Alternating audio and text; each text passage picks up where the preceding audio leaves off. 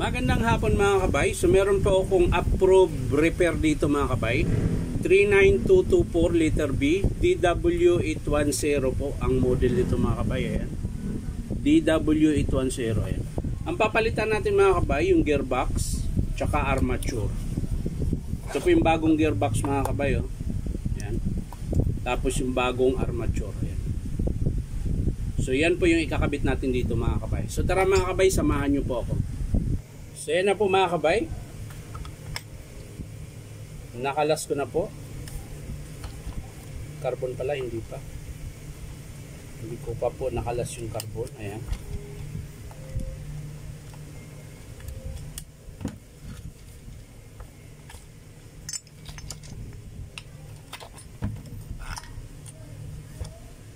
So ito po yung luma niyang armature mga kabay. Ayan. Yan po yung papalitan natin mga kabay. So ngayon mga kabay, dating gawin pa rin. Ayan, tatanggalin natin yung pinyon.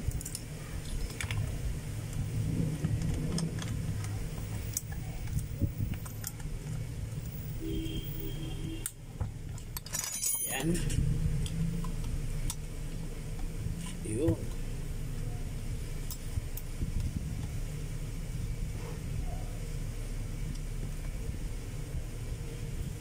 Tapos ililipat natin yung kanyang flange. Flange din ang tawag dito mga kapatid. Lipat mo lang dito, ganyan. Suksok nyo ito. Palo nyo po ng rubber mallet para hindi masira yung pinyon. At saka nyo ilagay yung nut.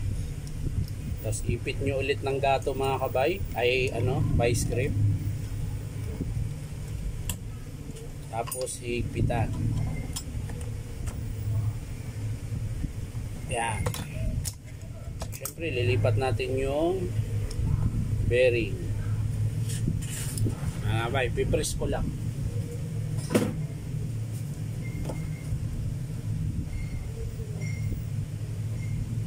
So yan na mga kabay, kakabit na po natin yung armature. So ayan, nailipat ko na po yung bearing 608, pinion, tsaka nut. So ito yung luma niya mga kabay, ito yung bago. So kakabit na po natin mga kabay. Check lang natin yung field coil kung hindi maluwag. So yan mga kabay, hindi naman po. So lalagay na natin yung armature. Yan.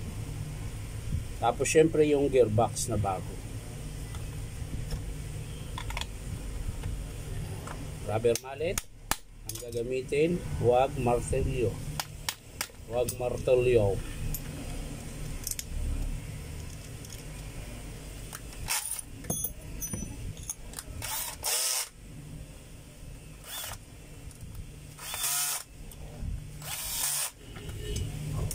Kulang ng dalawang screw.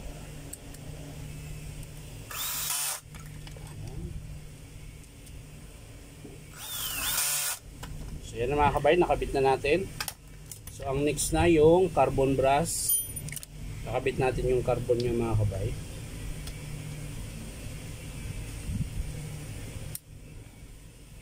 Kabilaan po.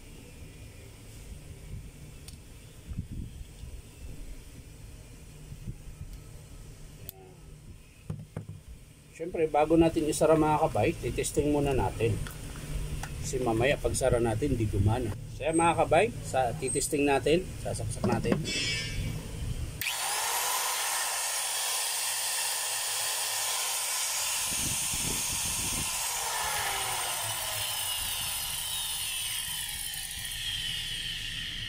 So yan mga kabay, sasara na natin. At gumana na po siya. Dalawang screw ulit.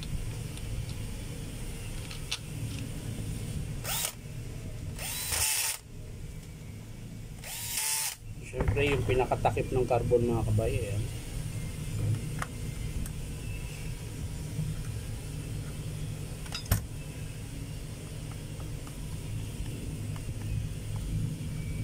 Ayan, kabila din.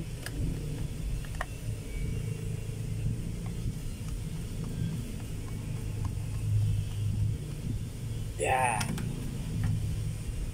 So yan mga kabay, testing natin ulit.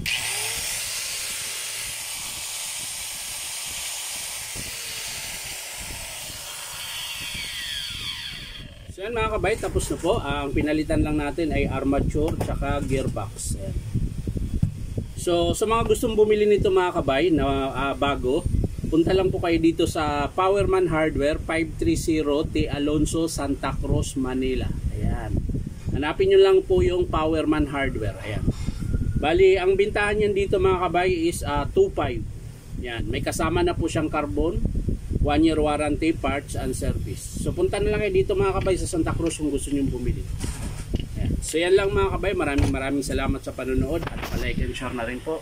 At syempre po, subscribe nyo po ito aking YouTube account na Inom Tabay. So maraming salamat mga kabay. Bye bye.